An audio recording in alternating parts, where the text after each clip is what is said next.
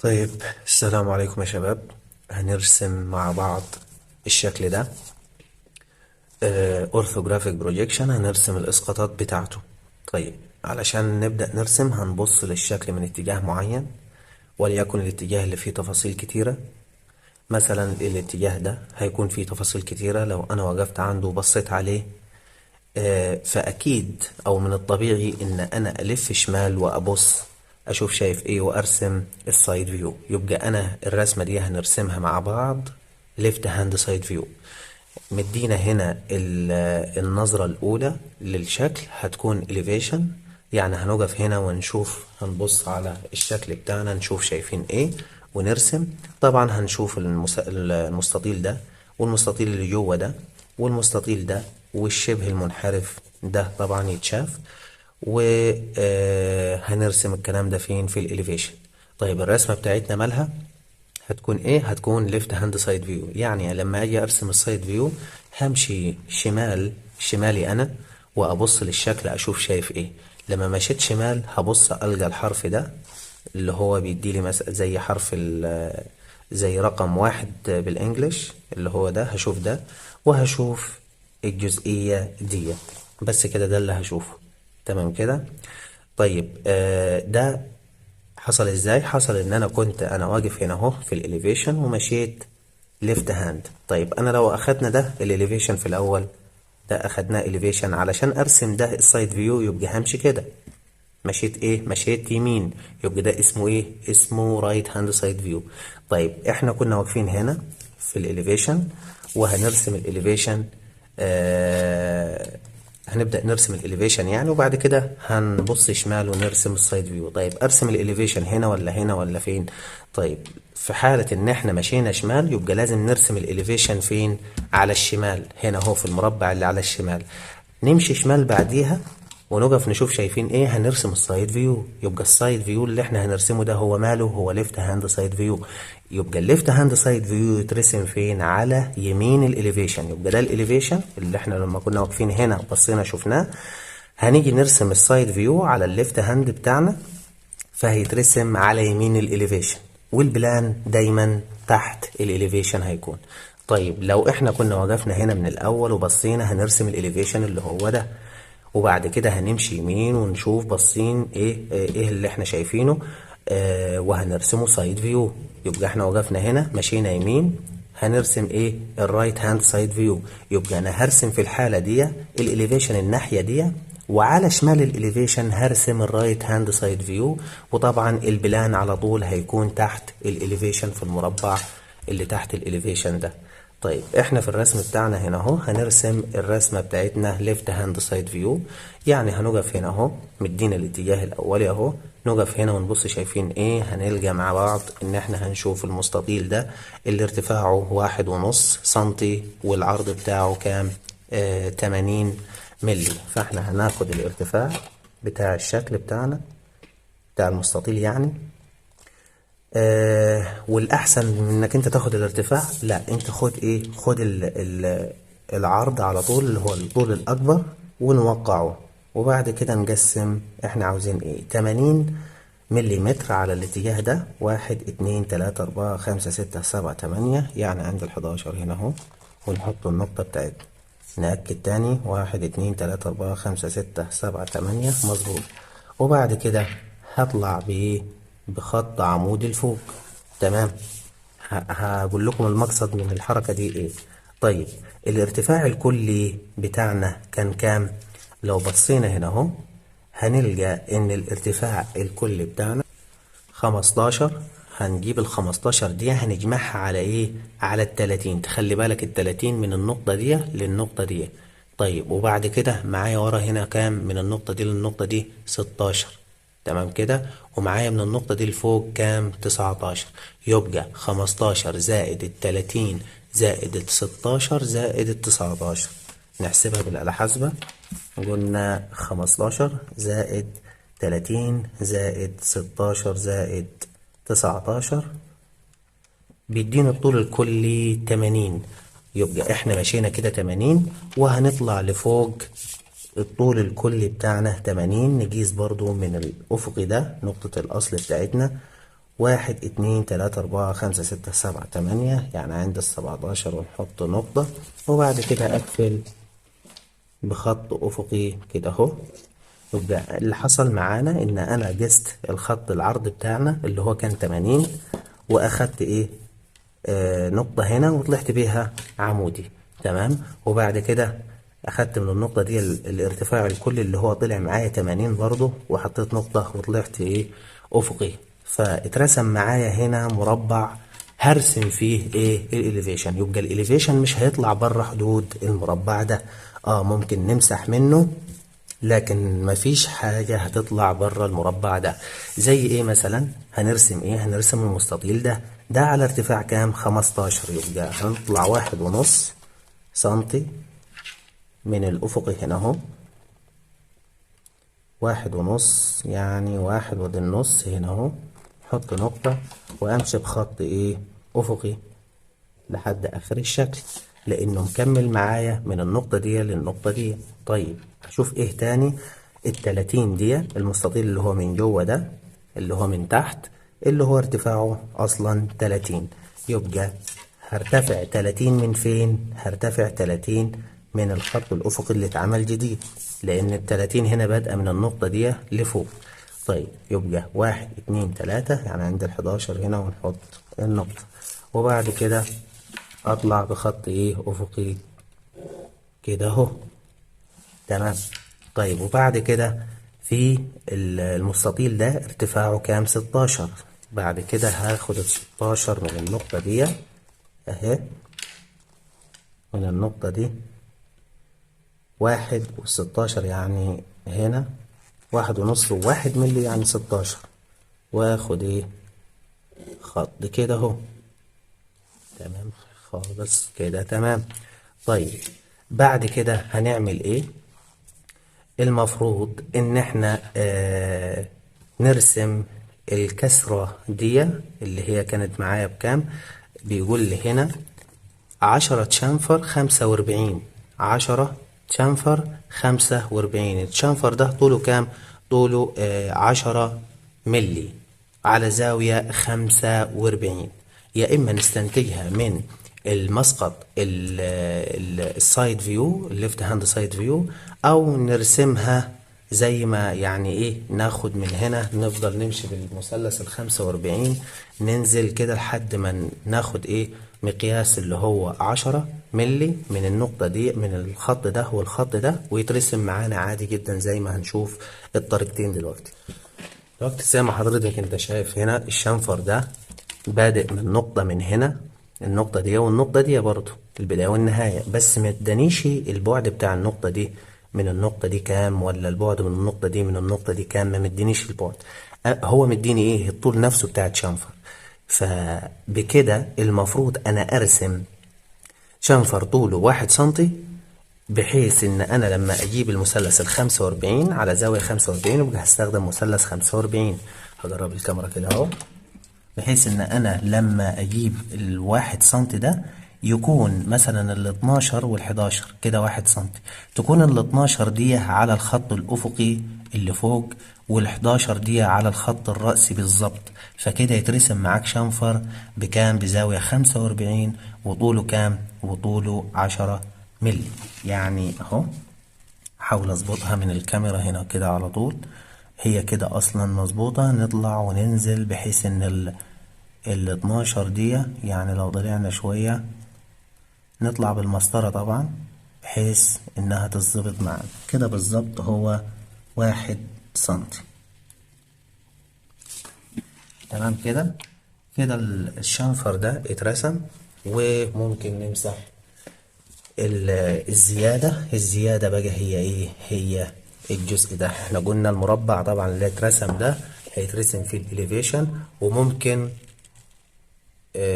خالص اللي هو ايه ماشي. انا بصور عمودي ماشي، نعدله في المونتاج.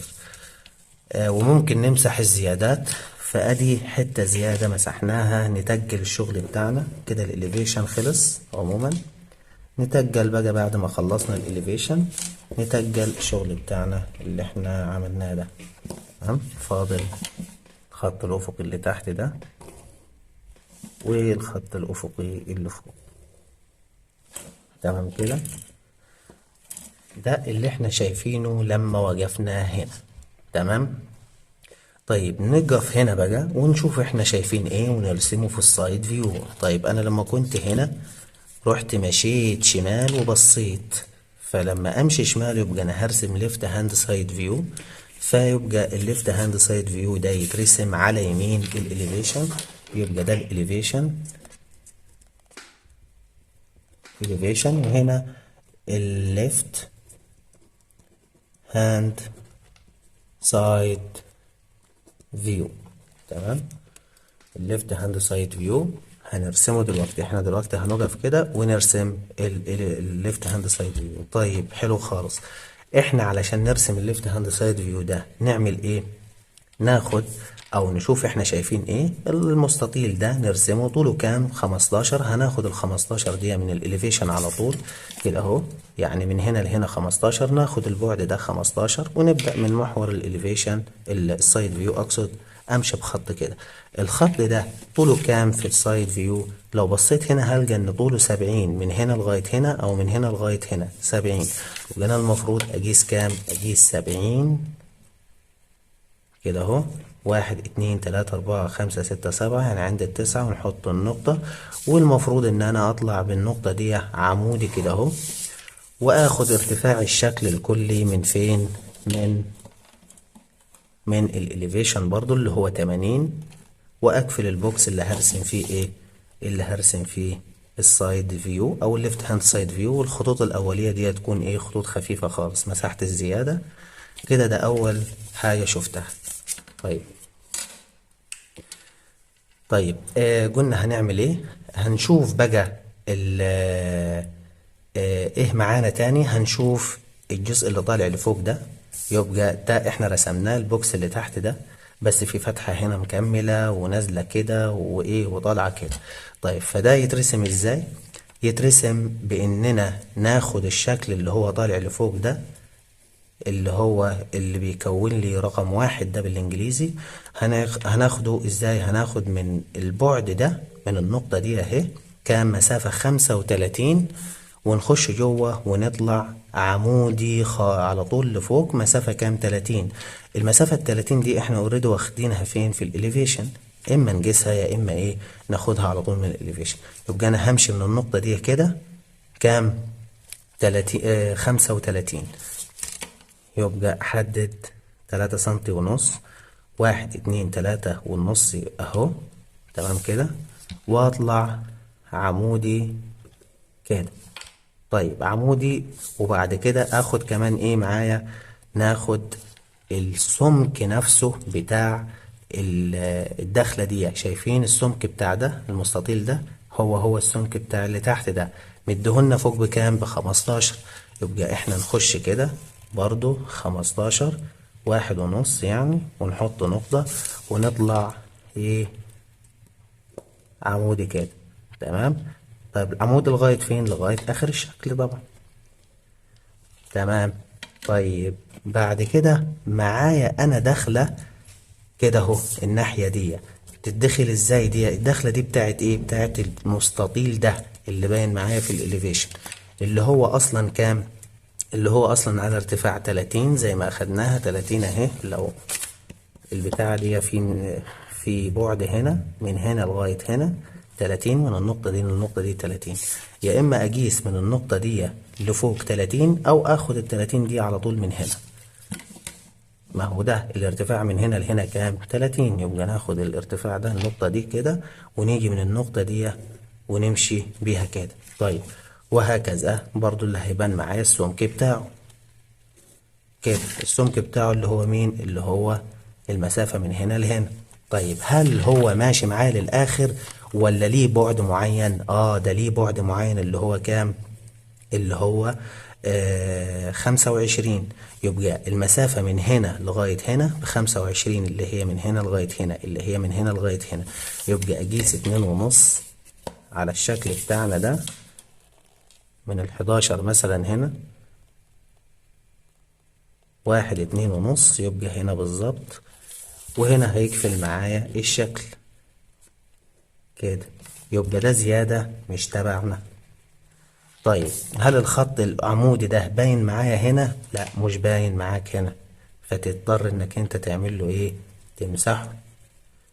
طيب ماشي. طيب هل في خط هنا افقي في النص هنا؟ لا مفيش، يبقى تمسحه. طيب ليه بنمسح الكلام ده؟ علشان دول مستوى واحد، علشان دول ايه؟ مستوى واحد. نيجي هنا المستوى الواحد ده اتكسر، بيجي فيه زاوية، فلازم الخط ده يظهر معايا. طيب الخط ده اللي هو مين في الاليفيشن؟ اللي هو النقطة دي. تمام كده. فاحنا لو جينا اخدنا النقطة دي من الاليفيشن كده اهو، حطينا القلم هنا في بداية الشنفر وطلعنا بيها على السايد فيو، هنرسم الخط اللي احنا بنتكلم عليه. تمام كده. والخط ده هيتشاف معانا عادي. طيب هل البوكس ده يفضل كده؟ لا، نمسح بقى الزيادة دي كلها زيادة كده. ده مين؟ السايد فيو. نتجل بس الخطوط اللي معانا. اول خط افقي، الخط الافقي اللي بعده يتجل، في خطوط افقية تاني فوق هنا، الخط ده والخط ده، واخر خط فوق خالص ما ننساهوش. وكمان ايه هنا نمسح بس الزيادة دي. وكمان ايه معانا تاني؟ الخطوط العمودية نتجلها.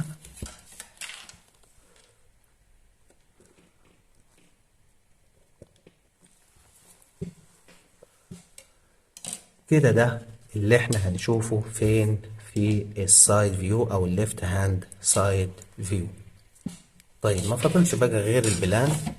البلان على طول بيكون تحت الاليفيشن زي ما قلنا. ده الاليفيشن يبقى ده هو البلان. تمام. البلان علشان نرسمه بنستنتجه من فين؟ من الاتنين دول، عن طريق ان احنا بنرسم خط مستقيم على زاوية 45 من النقطة الأصل بتاعتنا هنا. نشد خط كده بزاوية 45 بالمثلث ال45 بتاعنا. طيب وبعد كده اخد البلان ده اللي انا هشوفه من فوق طبعا، فانا هاخد الابعاد اللي انا هشوف فيها البلان دي، اللي هو العرض ومين والعرض وايه والسمك اللي هو 80 ده، يعني ال70 وال80، الطول والعرض. تمام كده. ننزل بده بس خط ايه؟ سوليد لاين كده نتجله، وهكذا ده سوليد لاين يتجل معانا. طيب انا هفضل اقيس من هنا لهنا 80 ومن هنا لهنا 70؟ لا، احنا ناخد ايه؟ الابعاد بتاعتنا من الاليفيشن. اقصى بعد في الاليفيشن هنا اهو عند النقطة دي، انزل بيها في البلان كده بخط كده اهو. وهنا اقصى بعد في السايد فيو من الناحية دي، اقطع الخط ال45 بيها كده في النقطة دي، واخد النقطة دي ترانزيشن او انجلها كأنها خط في البلان. يبقى ده البوكس اللي انا هرسم فيه البلان فيو. البلان مش هيطلع بره البوكس ده. طيب انا في البلان هنا اهو هشوف ايه؟ هشوف المستطيل ده، هشوف المستطيل ده، وهشوف المستطيل ده، وهشوف ايه تاني؟ المستطيل ده، واللي من ورا كمان هشوف المستطيل اللي من ورا. طيب علشان نرسم الكلام ده يحصل ازاي؟ هننزل بالاسقاطات بتاعتنا من السايد فيو. احنا عاوزين نرسم اول حاجة المستطيل اللي احنا هنشوفه ده. طيب المستطيل اللي احنا هنشوفه ده في الاليفيشن باين كأنه خط، وفي السايد فيو باين كأنه ايه؟ نقطتين. طيب يبقى احنا هننزل ترانزيشن للنقطتين دول علشان يحددوا لي ايه؟ السمك ال15 بتاعنا ده. فانزل كده اهو من النقطة دي اللي هي فوق، هي هاخد خط كده، قطعت ال45 هنا، والنقطة التانية اللي هي هنا نقطع برضو 45، وبعد كده بالمسطرة انجل النقطتين دول فين؟ في البلان فيو كأنهم خطين كده. طيب الخطين دول انا عارف بدايتهم ونهايتهم فين في البلان فيو؟ لا ما اعرفش. طيب اعرف منين؟ هتعرف من السايد من الاليفيشن بتاعك. طيب الاليفيشن بتاعك هل هو الخط هنا اللي احنا بنتكلم عنه بادئ من هنا لغاية اخر الشكل؟ لا، ده بادئ من هنا اللي هي النقطة دي، بدأت من فعلا من المحور ده.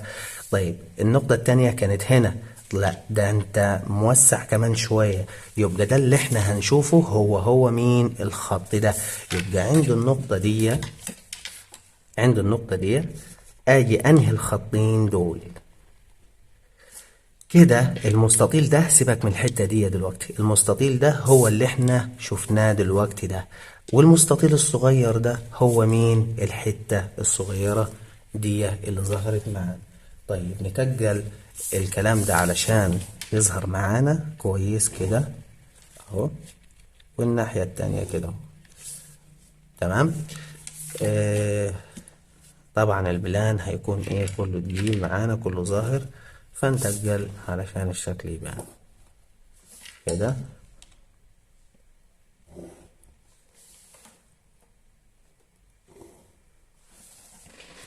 طيب هنشوف ايه تاني؟ هنشوف المستطيل اللي احنا قلنا هنشوفه ده.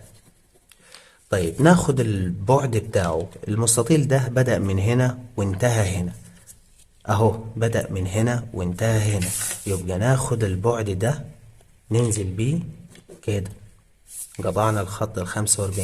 والنقطة التانية النهاية بتاعته اوريدي احنا نزلنا بيها من النقطة اللي فوق، ما النقطة دي على نفس النقطة دي، فهتيجي معايا فين؟ على نفس الخط ده. يبقى النقطتين دول لو شديناهم كده هنشد دي هنا من الأول للآخر. طيب عرفت ازاي من الأول للآخر؟ لأن المستطيل ده في الإليفيشن أهو الخط ده بالظبط، والخط ده من الأول للآخر، يبقى خلاص احنا نشد من الأول للآخر. طيب النقطة دي قلنا هننزل بيها هنلقاها هنا برضو، لو جينا هنلقاها هي الخط اللي احنا شديناه أصلا. تمام كده. طيب هل في حاجة تانية؟ لا مفيش حاجة تانية. طيب المستطيل ده هو فين؟ المستطيل ده هيبان منه حتة صغيرة لأن ده هيغطى عليه، فهتبان منه الحتة دي والحتة دي اهي، المستطيل بتاعها بان. طيب اللي من ورا اهو ده بان معايا دايركتلي لما انا رسمت ده، فلما انا رسمت ده هو اتقسم على طول معايا هنا اهو، اللي هي من النقطة دي اللي هي هنا، والنقطة دي اللي هي هنا، الخط ده. يعني النقطة دي لو نزلت بيها هرسم الخط اللي هو من هنا لهنا، والنقطة دي لو أنا نزلت بيها هقطع هنا أهو، فهيترسم معايا الخط ده. النقطة دي كانت على محور وأنا أصلا راسم المحور هنا، فالمحور اترسم، يعني الرسمة اترسمت لحالها في النقطة دي. بس كده الرسمة بتاعتنا تكون almost خلصت، يعني ما فيش غير الأبعاد اللي أنت هتحط